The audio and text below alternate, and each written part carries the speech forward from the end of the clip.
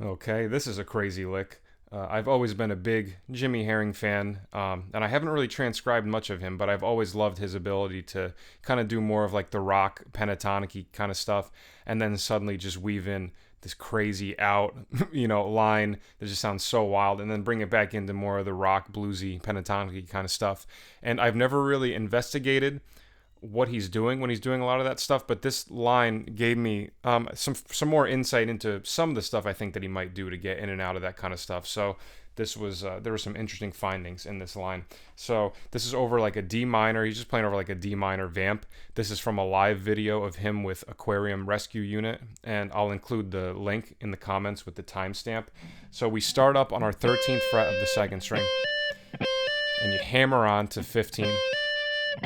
And then pick 13 on the first string. Pinky goes up to your A flat. Pull off to F, and then pick the A flat again.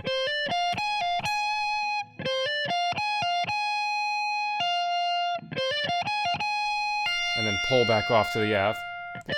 Ring finger goes back to the 15th fret in the second string, your D note, and then pinky goes back to A flat.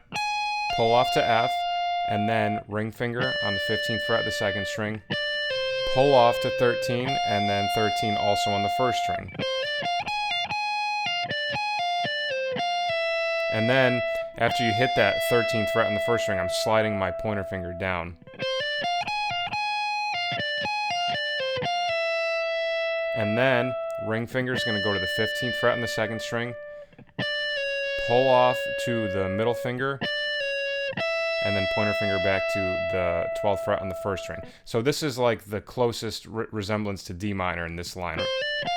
Right, we got the flat 5 there, but he's probably thinking just like blues, and then right there we have like the major 7, so obviously that could be used over D minor. Now here's where it starts to get wacky, so just to real quick, one more review.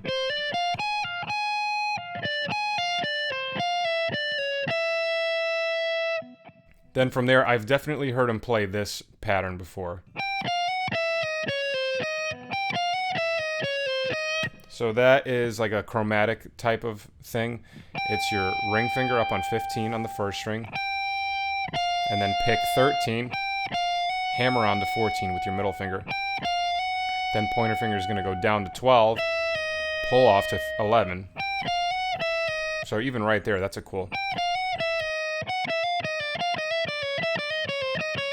Yeah, anytime you see like a little pattern like that, try to just move it around and see what you can do with it. There's definitely ways to just take a little chromatic idea and weave it in multiple positions.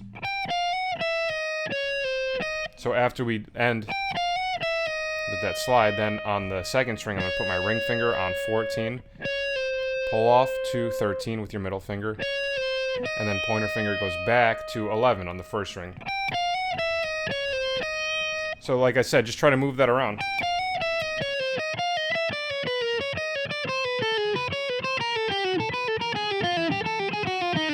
And just find different ways to make it work. We talk about this in a lot of the videos. If you land on a strong note, you can make most things work. Theoretically, it just looks like because normally if you're doing like D minor, you'd be like,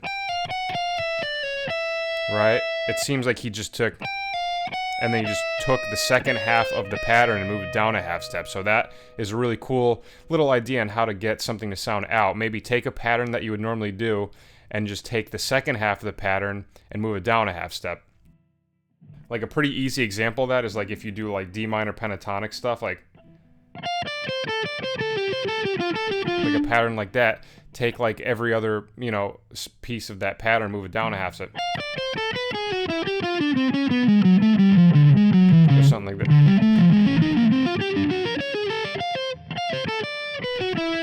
Oh, I'm sorry. Something like that. So I'm willing to bet he might be thinking that. Or maybe he's just weaving in and out of a ton of chromatic stuff, and there's no method to it. Either way, it sounds awesome.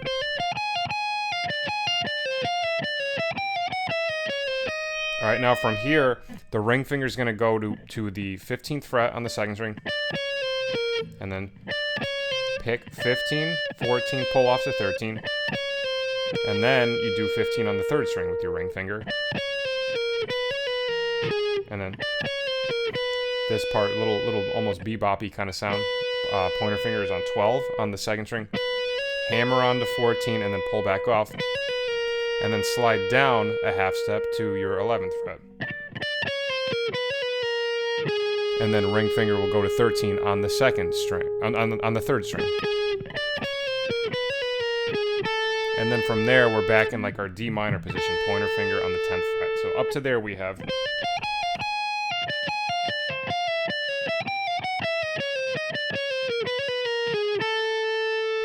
Okay, now from right here, it looks like the beginning of this.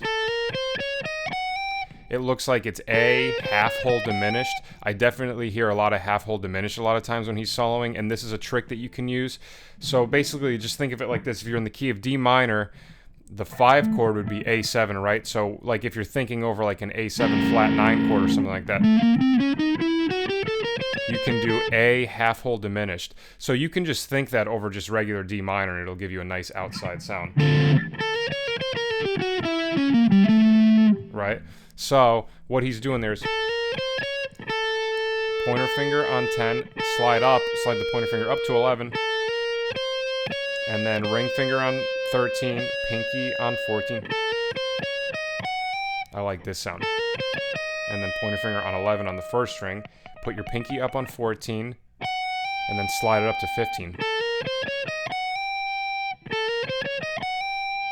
So now we have.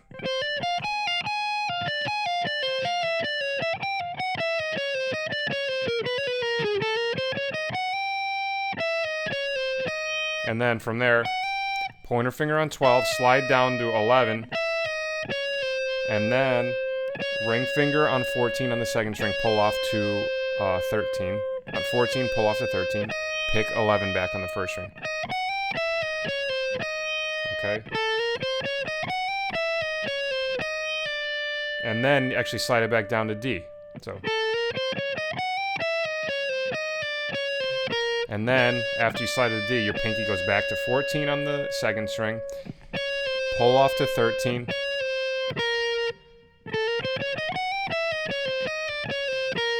yeah, and then I'm picking 11.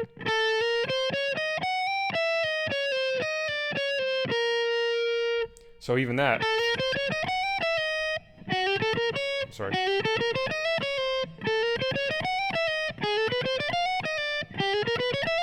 You know, just take these little patterns and just move them around, see what you can come up with. Because it definitely seems like a lot of the stuff he's doing is just normal patterns that you would use over just regular tonal stuff, and then just changing a few, you know, spots, moving the frets around a little bit, and that's probably what creates a lot of that outside sound.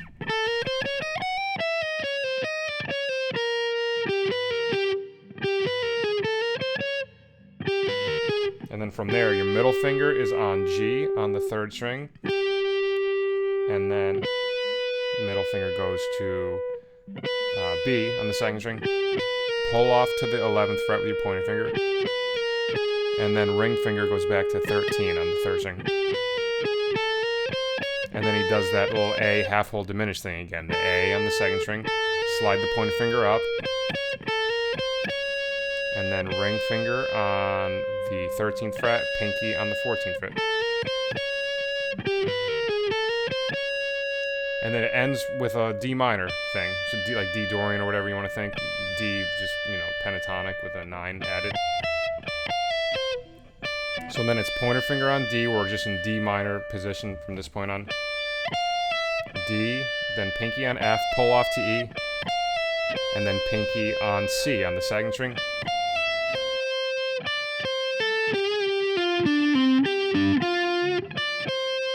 And then, you know, just go down your pentatonic. Pull off, little bend with your ring finger on the 12th fret of the third string, and then pull off to the 10th fret, then the string below that, ring finger on 12, pull off to 10 as well, and then 12 on the third string, 12 on the fourth string, pointer finger on 10 on the third string.